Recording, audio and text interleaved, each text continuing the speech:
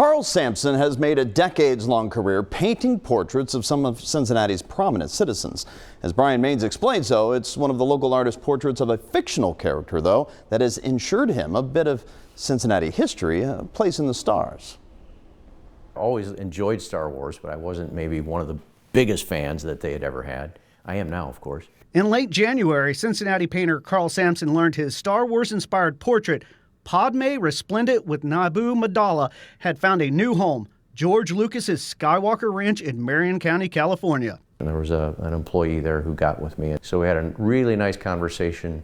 And he said, right now the piece is at Skywalker Ranch. Samson originally created the portrait of actress Natalie Portman as Queen Amidala, haloed in gold leaf, for the Abrams book Star Wars Art Visions.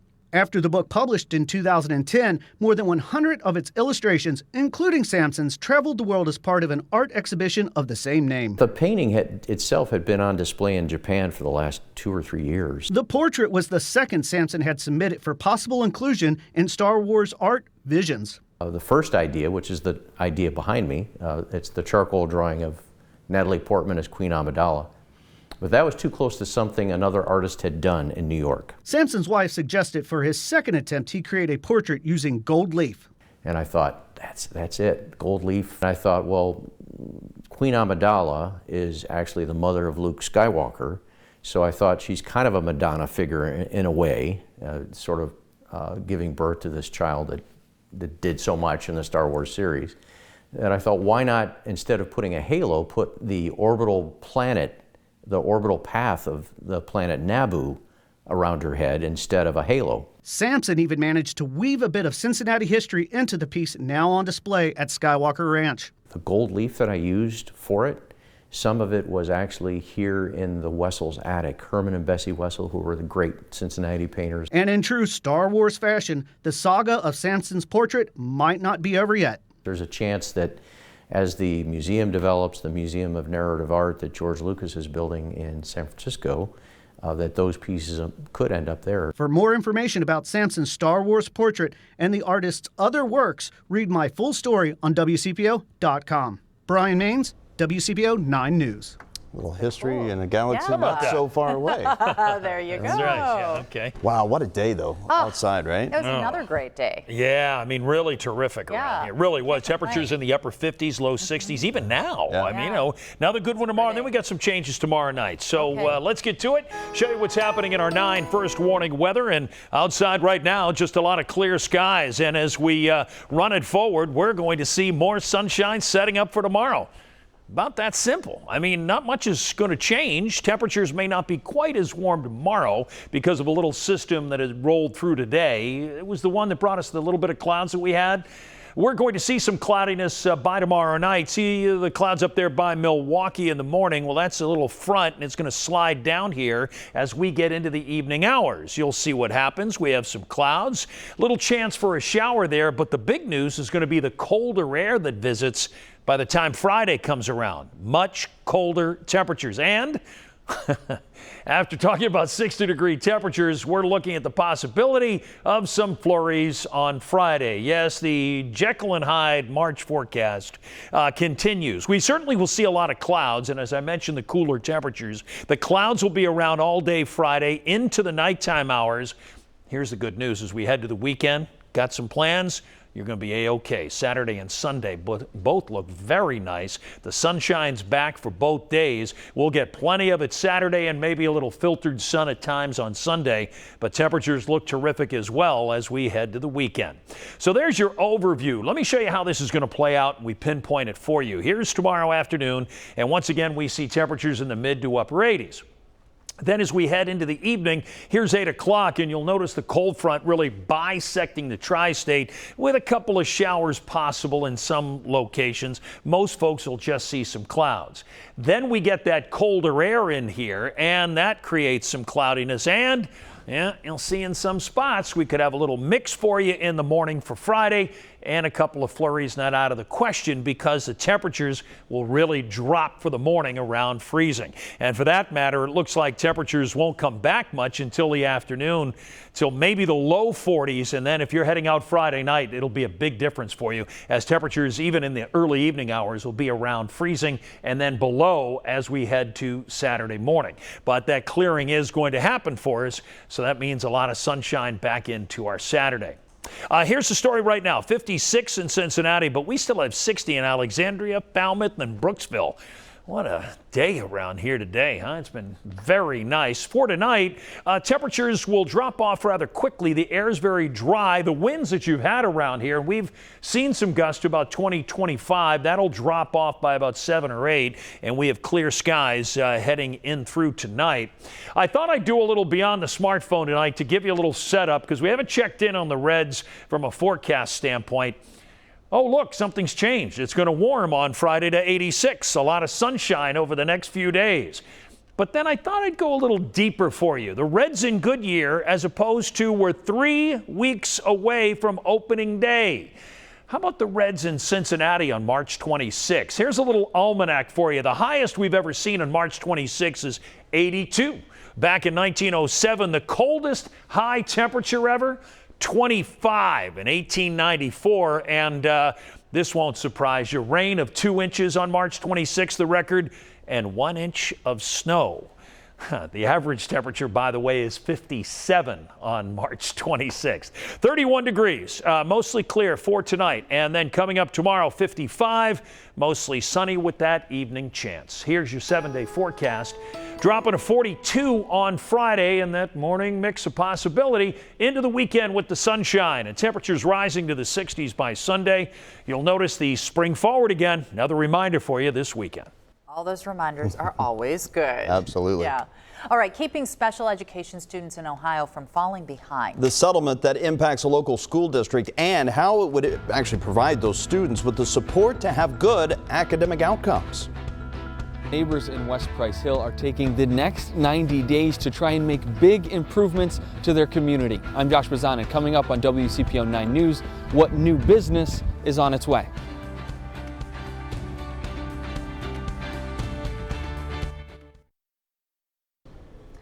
New details tonight on a settlement seeking to provide Ohio special education students with the resources they need after years of not having enough.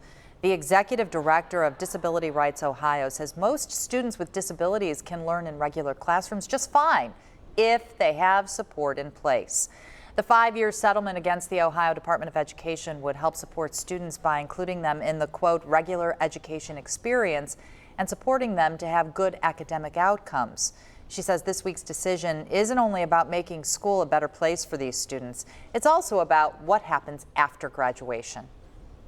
Having those skills, having the academic outcomes will help them be ready for a job, be ready for further education or job training, and all those independent living skills that they need in order to be adults and participate fully in society.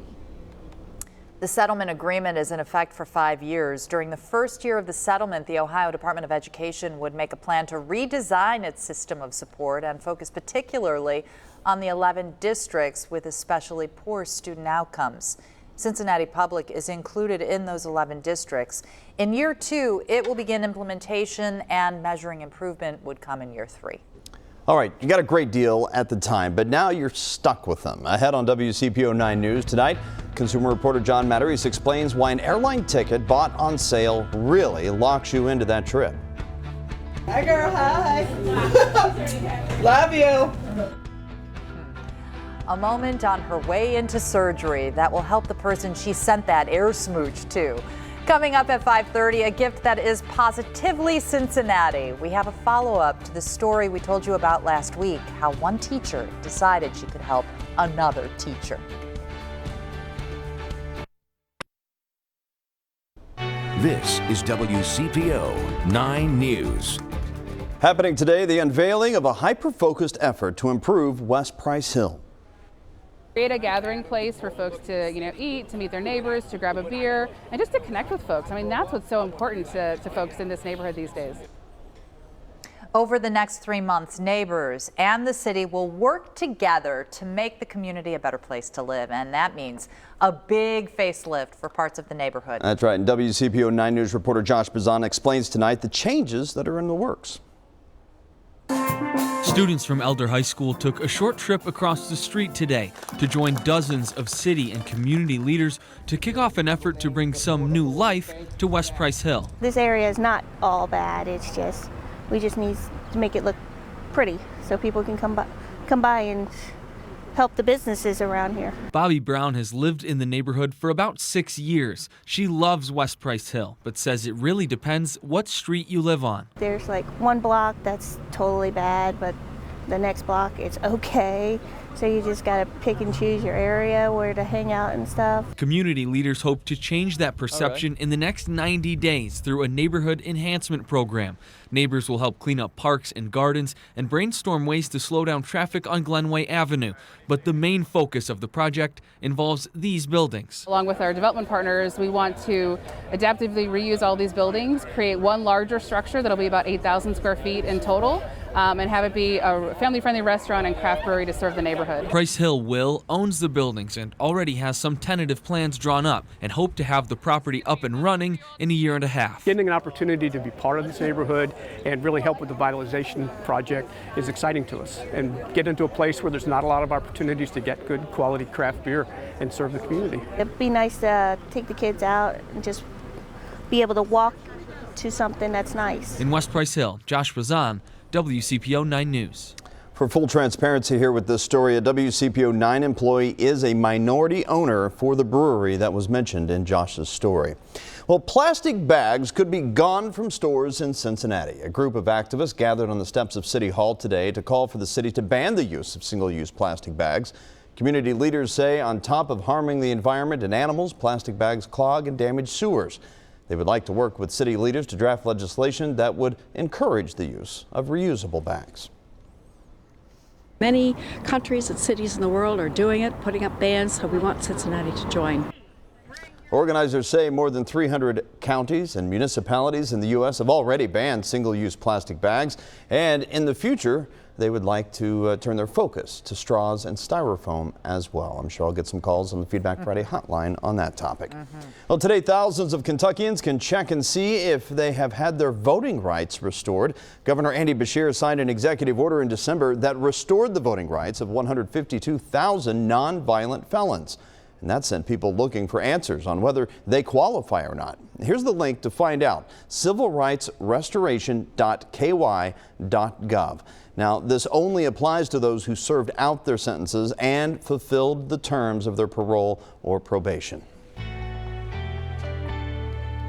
Well, one Northern Kentucky teacher needed a kidney transplant. Turns out she found a donor just down the hallway at school. I promised to bring you this follow-up story. Their surgery is this week's Positively Cincinnati. You know that goldfish can live up to 20 years. Teachers Robin Rice So if you don't think that's true, you disagree with that. and Jessica Merle gave the folks at Northern Elementary in Butler, Kentucky something to celebrate: the gift of life. When Robin learned she needed a kidney, Jessica decided to give her friend and co-worker one of hers. It's just so selfless. She's selfless. The day before the big surgery, the school made sure to send off the duo the right way with T-shirts and cake and lots of love. Come Tuesday,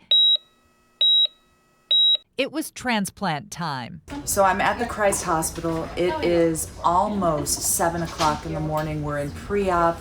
They're getting the patients ready. We caught up with them and their families in their side-by-side rooms. First, donor Jessica. Just excited. Yep. No nerves. Not yet. So, don't think they're coming. How proud are you of your wife? Oh, very proud. Very proud. And why? Just doing something so courageous. That's not lost Any other thoughts, questions, concerns? on the medical crew making it happen. Every time, actually this morning, they're like, oh, you're in a good mood. I'm like, it's a donor day. Donor days are awesome.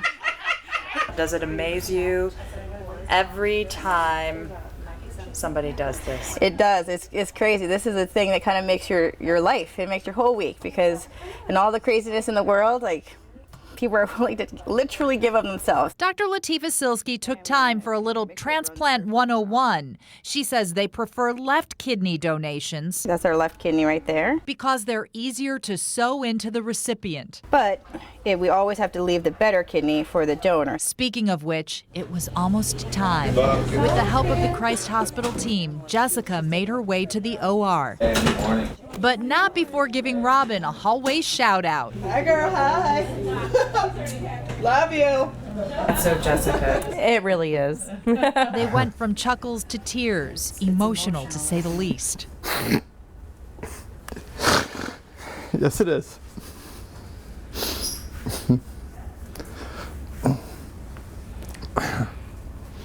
It means a lot to us. Because they're getting more time with a woman they love. Chance that she found the donor so quickly, and that was someone that we already knew and someone that was close to us. It's just amazing. I'm just so happy for it. After kisses and hugs, it was Robin's turn on the transplant runway, and just the right time to remind people. Being an organ donor is a really important thing, and lots of people are waiting. So, sign up to be an organ donor. Help save lives. And we are so happy to report the surgeries went well. Both Robin and Jessica are recovering tonight. Happy news indeed. Now, according to donor experts, the average wait time for a kidney in Cincinnati is 4 years. 4 years. There are currently 102,000 people nationally waiting for a kidney. And all it takes is one little decision at the BMV to put it on your license or a phone call or website. Or in this case, it was a conversation. They got talking and she offered hers. Right. Wow. Good for her, but unfortunately, with a 4-year wait, some of those folks are still waiting. Still waiting. Awesome. Yeah. I love the follow-up story. Thanks. And of course, there'll be another follow-up story, I'm sure, down the road. We hope so. All right, you see something like airline tickets that cost less than it usually does, right? You think it might be a good deal to grab. But when is that deal actually a bad financial decision? I'm John Matteries. Tri-state travelers are trying to cancel their vacations, but they're discovering in many cases there are no refunds. What you need to know coming up on WCPO 9 News. Plus, it's not the break in the case, but perhaps the beginning of one. The new partnership that's designed to solve a decades-old cold case in northern Kentucky. The Supreme Court appears to be split on a major challenge to abortion rights. Today, they heard arguments over a law in Louisiana which requires abortion doctors to also have admitting rights at a nearby hospital.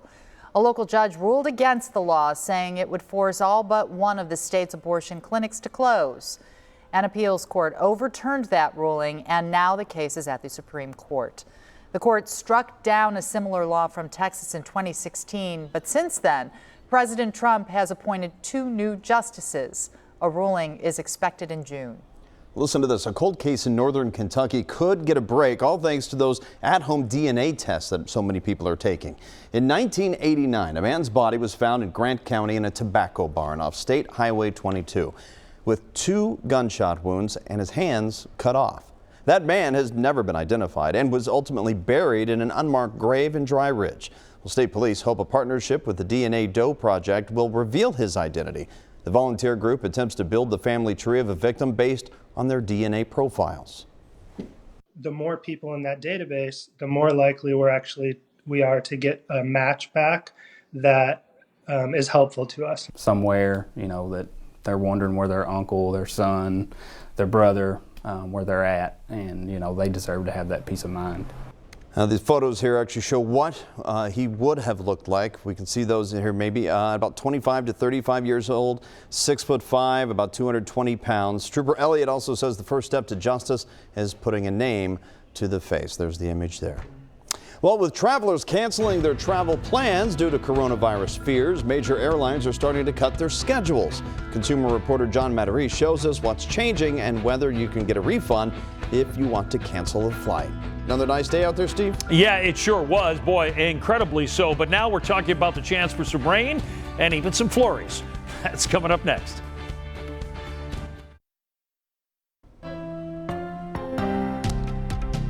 Major airlines are starting to cut their schedules as travelers cancel their travel plans due to coronavirus fears. Yeah, consumer reporter John Matarese looks into whether you can get a refund if you want to cancel a flight. But first, a rare bit of good news about summer travel, John. Yes, Kristen, we need some good news at this point. We're talking about local travel to Kings Island, which opens in just a little over 1 month from today. Today, we got some incredible footage of its new coaster, Orion.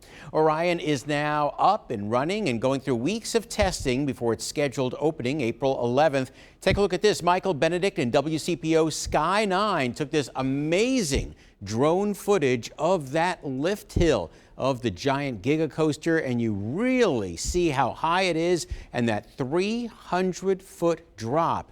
Cars are now undergoing test runs on it. When it opens, it'll be the park's tallest coaster as well as one of the top 10 tallest